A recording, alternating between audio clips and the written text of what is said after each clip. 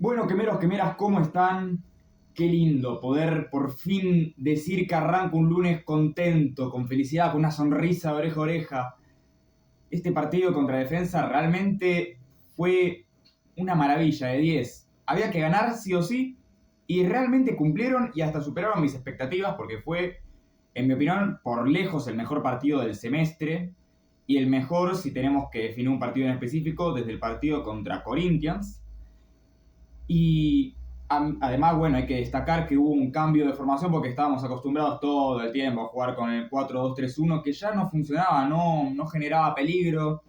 Y ahora con este 4-3-3 que después se terminó convirtiendo en un 4-3-1-2, realmente hubo una gran mejoría, se notó muchísimo, mucha presión, muchos remates también. Y bueno, principalmente el triunfo.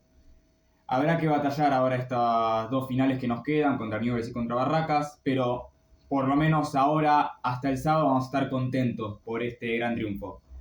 Recuerden darle like, suscribirse y ahora sigamos con el análisis de lo que fue este tremendo triunfo contra el Conde Varela. Realmente, como digo, fue, en mi opinión, el mejor partido de Huracán en lo que va desde julio para adelante, porque nunca fue peor que Defensa. Hay que destacar igualmente que el rival no era el más competitivo, no era el que mejor presente tenía y no era el que mejor la estaba pasando junto con sus hinchas. Pero igualmente, desde el minuto 1 hasta el 90, Huracán fue superior siempre. Quizás en el primer tiempo no fue una diferencia muy notoria, era un partido muy trabado, muy aburrido también, porque el gol viene el primero de Jiménez, de una jugada que agarra muy bien Matco y Jiménez le pega de una suerte bárbara que termina siendo gol. Pero más que nada el primer tiempo se basó en errores infantiles de defensa, muchas recuperaciones ofensivas de Huracán. Eso también quiero destacar una gran diferencia en cuanto a la presión alta, a la presión a los mediocampistas también. Los dos extremos, que eran al principio Sequeira y Matco, fueron claves para ir a presionar arriba y forzar muchos errores de defensa y justicia.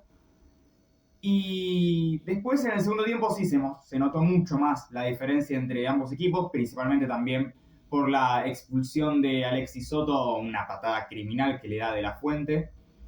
Y ahí ya Huracán se dedicó a ir para adelante, a buscar el gol, que de hecho, bueno, pudo terminar de conseguir dos más. Y hace cuánto Huracán no metía más de un gol en un partido, ¿no? Desde mayo que Huracán no metía dos goles o más. Bueno, de hecho terminaron siendo tres también, como en esa ocasión contra Riestra.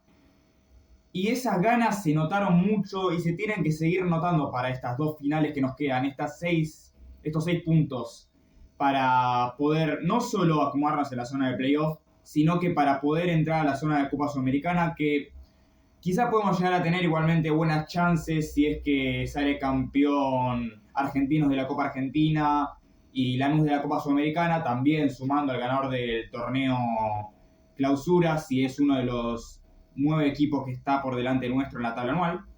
Pero igualmente no nos sirve, no tenemos que enfocarnos en la suerte, tenemos que enfocarnos en nuestro juego, en ganar estos dos partidos que nos quedan, a pesar de que la última fecha nos queda Barraca de visitante y ahí nos van a bombear como nunca. Más que nada, sabiendo que Barraca se está jugando el pase a la Copa Sudamericana también, nos van a robar a mano armada, muy obvio.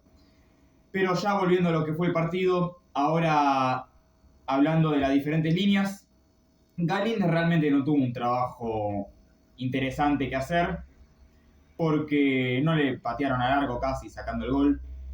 Tuvo algunas intervenciones buenas cortando centros, pero no más que eso. Realmente no le puedo dar una puntuación porque no hubo un momento que haya destacado. Después, la línea defensiva conformada por De La Fuente, Pereira, Nehuen Paz y Ibáñez. Por un lado, De La Fuente, siendo que no hizo su mejor partido en cuanto a lo ofensivo porque tiraba centros a nadie. Y en lo defensivo tuvo alguna que otra intervención buena, pero en general, redondeando, no se destacó, no es un partido que yo diga que la rompió. Y después por el otro lado estaba Ibáñez, que lo mismo de siempre, no hizo nada. No hubo algún momento también que se haya destacado. Y pasó desapercibido realmente. Después la línea central conformada por el Payo y por Paz. Paz por un lado empezó bien, alguna que otra intervención buena de cabeza tuvo porque aprovecha muy bien su altura. Pero a medida que se fue apagando el partido y que Defensa y Justicia dejó de atacar, dejó de intervenir y no hizo mucho más. Lo mismo el Payo, para mí el Payo tuvo un buen partido, un primer tiempo bastante positivo, sacando muy buenas pelotas cuando Defensa se venía al ataque. Hubo también en un momento igual un error que casi dictamina el gol de ellos, que fue un error en el cálculo para saltar y Osorio había interceptado bien la pelota, de milagro después la termina sacando Paz. Pero después, como digo, en el segundo tiempo Defensa dejó de atacar y dejó de tener participación la saga defensiva.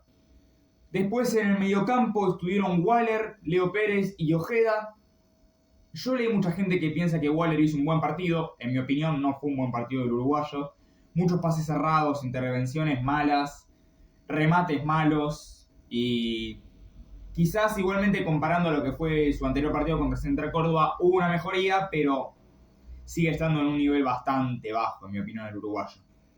Después estuvo Leo Pérez. No sentí que haya destacado, que haya hecho un gran partido como estábamos acostumbrados a ver antes. Pasó también un poco desapercibido. Alguna que otra intervención interesante tuvo, alguna que otra intercepción, quizás algún corte, alguna barrida, pero poquito de Leo. Y Ojeda sentí que hizo un partido malo porque varias veces se lo pasaron, principalmente en el primer tiempo, donde él no pudo interceptar pelotas, no pudo parar a algunos jugadores de defensa como Aaron Molinas, por ejemplo. Y se sintió un poco ese vacío en esa parte de la cancha.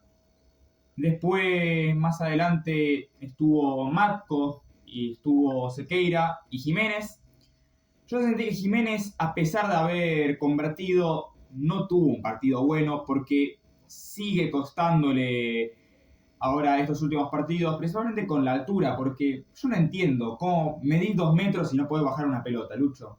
Realmente muchas pelotas largas que le fueron y no pudo bajar ni una sola. Tampoco generó mucho más que el gol, no tuvo más remates al arco que ese.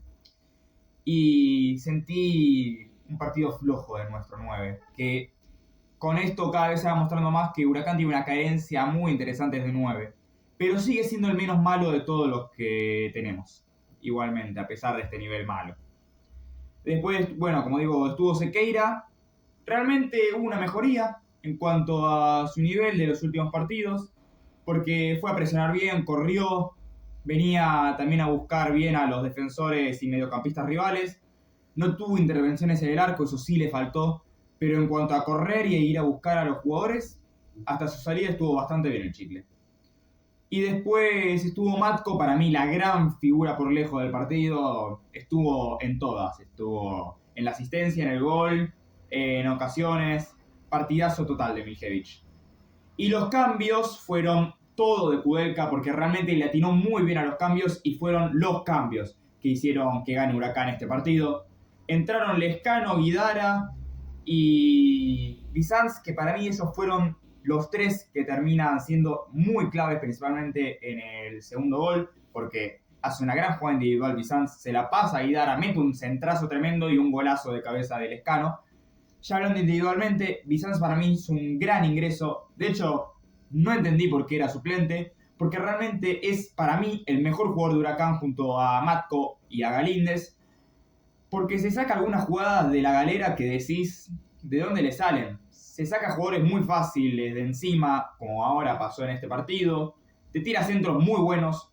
En varias ocasiones metió muy buenos centros venenosos al área, que de milagro no llegaron a los delanteros. Y da peligrosidad al equipo, le da más ánimo, le da más ganas y su participación en el juego es clave para Huracán. Después, bueno, también estuvo Lescano, que además del gol no siento que haya hecho mucho más. Quizás algún que otro centro bueno metió, pero ya con esto hizo más que Ibáñez en no sé cuántos partidos. Yo sigo diciendo que tiene que ser titular Lescano muy por encima de Ibáñez, que hace mucho tiempo no hace una buena actuación en un partido.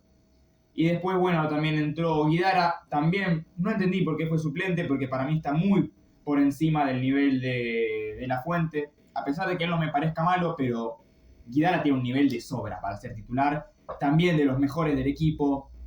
Un partido bárbaro, un centro bárbaro y en lo defensivo también bárbaro estuvo. Y además también entraron La Perla, que realmente no sentí que haya hecho un buen ingreso. Le dieron pelotas de gol, pero él no las supo aprovechar. A pesar de que tuvo un gran remate en un momento que rozó el palo, pero no mucho más. Y también entró Carrizo en los últimos minutos y no pudo hacer algo destacado para poder dar una puntuación. En cuanto al ranking, se me hizo bastante fácil esta vez porque se notó mucho quiénes fueron los que la rompieron y quiénes fueron los que hicieron un partido medianamente bueno. Claramente tenemos que decir que el primer puesto se lo lleva Matko, un partido bárbaro. Un partido de 100 puntos para los que lo criticaban, para los que decían que no aparecía en los momentos importantes. Ahí tienen. Porque primero que me hace un golazo tremendo. La pensó muy bien rematar al primer palo de Bolonia, una bomba. Después fue clave para el primer gol, presionando muy bien y dándole un gran pase a Jiménez. Y además del gol y la asistencia, también muchísimos buenos pases ofensivos. También muy bien en la presión alta. Muy bien también creando ocasiones de gol porque tuvo algún que otro remate también. Y fue un jugador completísimo en todos los aspectos, como siempre. Nunca entendí por qué lo criticaban, pero siempre un jugador completísimo en todas las áreas, Matko. Después en el segundo puesto, yo me voy a quedar con Bizanz, porque para mí, desde su ingreso, Huracán mejoró muchísimo para poder terminar ganando el partido. Él también, igual que Matko, dio muchos buenos pases gol, dio también buenos centros, iba para adelante, iba con ganas, hacía alguna que otra buena jugada desequilibrante y es junto con Miljevic los dos que le crean chances al equipo y los que principalmente le dan cuando pueden los 3 puntos. Y en el tercer puesto, quizás sea acá es un poco más complicado, pero yo me voy a quedar con Lescano por el hecho de haber convertido el segundo gol, porque también algunas intervenciones en ofensividad principalmente fueron bastante buenas, bastante positivas, y muestra niveles que ni yo ni ustedes seguramente entenderán por qué es suplente. Realmente, con la edad que tiene y con los pocos partidos y los pocos minutos que disputó a lo largo de este año, merece mucho más de lo que está jugando. Así que nada, quemeros, quemeras, ese fue mi análisis de este tremendo triunfo contra Defensa y Justicia. Pudieron levantar cabeza en el momento necesario, porque ahora nos queda primero una final con Newell's, que está en crisis, que con el DT está muy mal, con Obra Fabiani. Jugamos de locales aparte. Un Newell's muy vulnerable que Huracán tiene que aprovechar muchísimo el próximo sábado.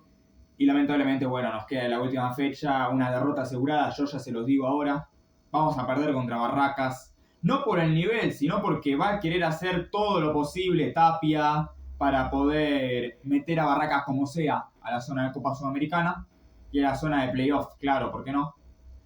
Pero ya de vuelta, siguiendo hablando de Huracán, tenemos que jugar estos últimos 6 puntos a muerte para poder quedar en una zona interesante de posiciones en los playoffs y ver si podemos jugar de locales mejor.